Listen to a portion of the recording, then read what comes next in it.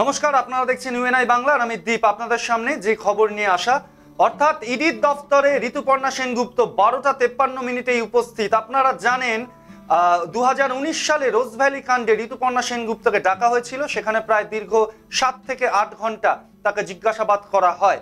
তবে এবারে কিন্তু রোজভ্যালি কাণ্ড নয়, এবার রেশন বন্টন দুর্নীতি মামলায় তাকে ডাকা হয়েছে। কি কারণে ডাকা হয়েছে? প্রথমত তাকে ডাকা হয়েছিল 5ই জুন, অর্থাৎ ভোটের রেজাল্টের পরের দিনই, কিন্তু সেই দিন তিনি কিন্তু আসেননি। তিনি যা জানিয়েছেন ইডি দফতরকে যে তিনি সেই সময় বিদেশে ছিলেন বলে তিনি ইডির ডাকে সাড়া দিতে পারেননি, অর্থাৎ সিজিও কমপ্লেক্সে তিনি আসতে পারেননি। পরবর্তীকালে 19 তারিখ আবারও ইডি দফতর থেকে তাকে ডাকা হয় এবং আজকে তিনি এসে উপস্থিত হয়েছেন 12:53।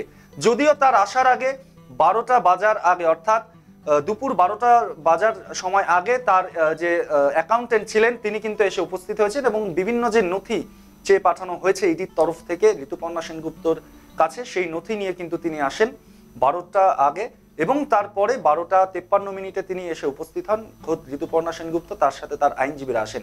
এবার বিষয় হচ্ছে কেন তাকে ডাকা হয়েছে।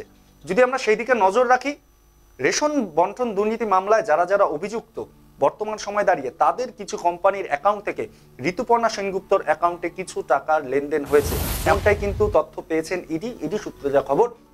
এবং সেই দিকে নজর রেখে কিন্তু এখনো চলছে জিজ্ঞাসাবাদ, অর্থাৎ জিজ্ঞাসাবাদ এখনো শুরু হয়নি, কারণ আমরা জানি যে ইডি দফতরে যখন কাউকে জিজ্ঞাসাবাদের জন্য ডাকা হয়, ঠিক তাকে জিজ্ঞাসাবাদ করার আগে কিছু প্রসিডিওর আমরা ফলো করতে হয় তাদের।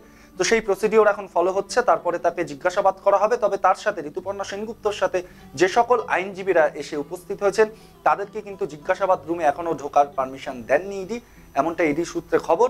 এবং তার নথিতে কি পাওয়া যায় এবং কি কি প্রশ্ন তাকে ছুড়ে দেওয়া হবে ইডির তরফ থেকে, সেদিকে কিন্তু আমাদের নজর থাকবে। তবে তিনি যখন ইডি দফতরে অর্থাৎ সিজিও কমপ্লেক্সে প্রবেশে, তখন কিন্তু সাংবাদিকদের মুখোমুখি হয়ে তিনি কোনো উত্তর দেননি, সোজা ইডি দফতরে চলে গেছেন। এবার বিষয় যে আগেও রোজভ্যালি কাণ্ডে যে 7 থেকে 8 ঘন্টা তাকে জিজ্ঞাসাবাদ করা হয়েছে, এবার রেশন বন্টন দুর্নীতি মামলায় তার নাম কেন জড়িয়ে আসলো এবং তার পাশাপাশি কতক্ষণ এই জেরা চলবে সেদিকে আমাদের নজর থাকবে।